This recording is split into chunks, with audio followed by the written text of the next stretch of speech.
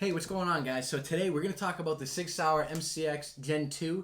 This video is going to be a lot more focused on just kind of doing a review of it, going over all the parts of it, a few differences between the Gen 1 and the Gen 2. However, I did do a much more extensive comparison side by side. I had a Gen 1 and a Gen 2 together, and I did a pretty detailed video about all the external differences, the bolt carrier group differences, the weight differences. I put them on a scale and tested each of them.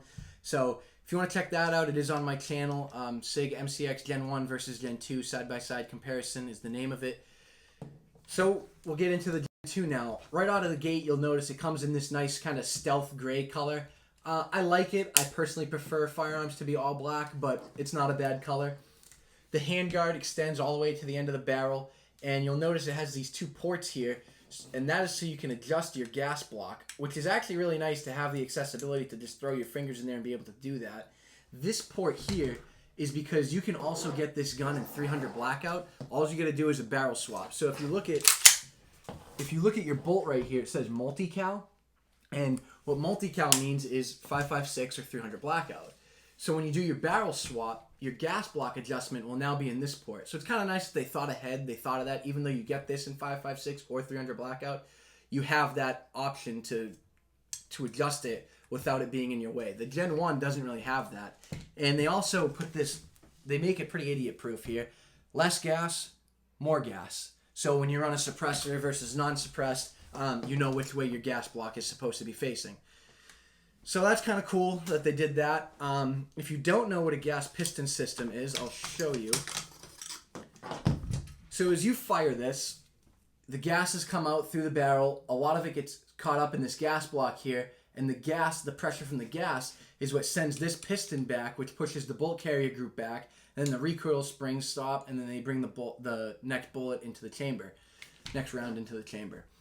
So that's kind of cool versus direct impingement. What you'll see is a little tube, gas tube that comes back, and it sends the bolt carrier group back. Usually there's a buffer tube here, and that's why you'll see some of these guns that don't have collapsible stocks is because that buffer tube and the recoil springs are working to put that next round in the chamber, but they're working from back here versus how the Sig MCX is set up. Gen 1 and Gen 2 are both set up that way to where the recoil springs are up here, which I personally really like. I think that's a really cool design.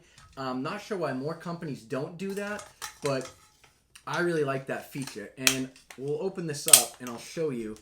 Before I open it up, I want to talk about the trigger a little bit though. So this trigger out of the box is actually pretty nice. It's no Geisley trigger, but it's the Sig Matchlight Duo trigger.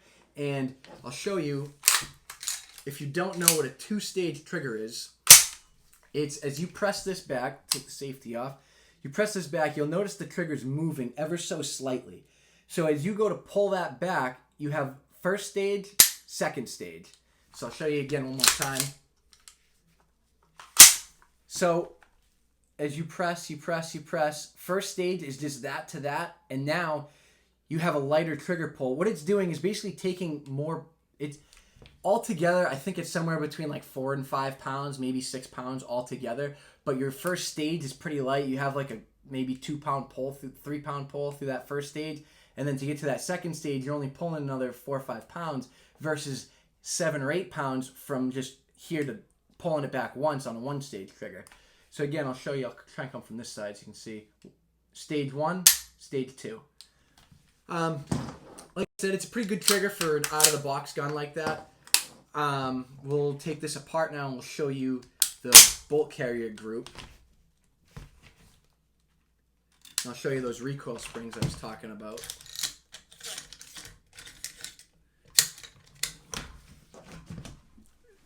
So from a first glance, if you were to look at this bolt carrier group and the Gen 1 bolt carrier group, they look very similar. They are similar for the most part. The recoil springs are both up here, which is nice because as you take the shot, your bolt comes back like that, comes back, puts the next round in the chamber. Here's something that's really, really nice, though, that they did with this one. Opens up just like that. And what that allows you to do is access your cam pin a lot easier than on the Gen 1. When I take the bolt and the firing pin out of my Gen 1, it's a little annoying to get that cam pin out. You could do it, don't get me wrong. It's not like you're sitting there for hours. It takes an extra couple minutes versus just being able to open that up and take your cam pin out. You'll also notice here this little guy, this is your firing pin safety lock. So Sig added that feature after they found out about some bump fires. Basically, if you were to take the gun and kind of slam it on the ground, if it was mostly the 300 blackout guns, if I remember correctly, but if you had a 300 blackout MCX Gen 1 and you went to slam it on the ground, sometimes it would bump fire, meaning you didn't have to pull the trigger and a round would go off, which you don't want, obviously. You only want the gun to go off if you pull the trigger.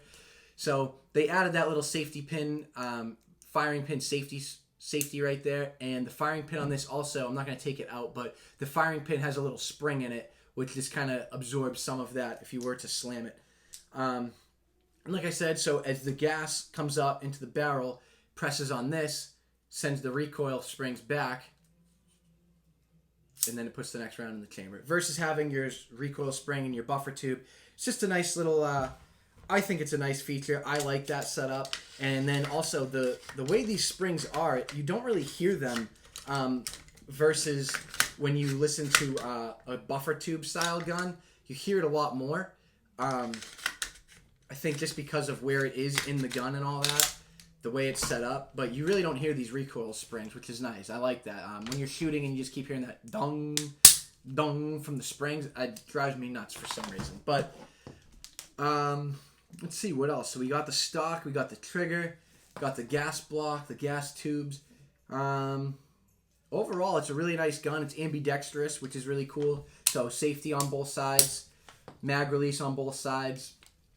Bolt catch, bolt release is only on this side, but if you fold the stock, you still have access to all your controls. So if you use this as like a truck gun or whatever it may be, if it's in the back seat, fold it up or fold it up between your seats, whatever it may be, you can kind of grab it and you can still use it. It's still accessible, even if the stock is folded.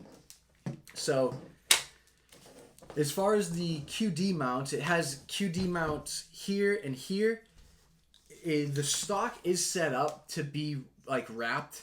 If you wanted to take the QD off, and the QD is just this little guy here, the quick detach for your sling. So if you wanted to take that off and wrap your sling in this stock, which probably isn't a bad idea, the only thing is it's just kind of, it inhibits your ability to switch it quickly.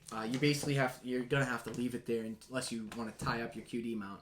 So the reason why I'm not a big fan of that is because if you're a right-handed shooter like myself, and you're up, and you're doing your thing, and you're on your right shoulder, well, if you go to come to your left shoulder for an offhand shot, this makes it a lot harder. Look at how the sling is kind of choking me because it's wrapping around to this part of the gun.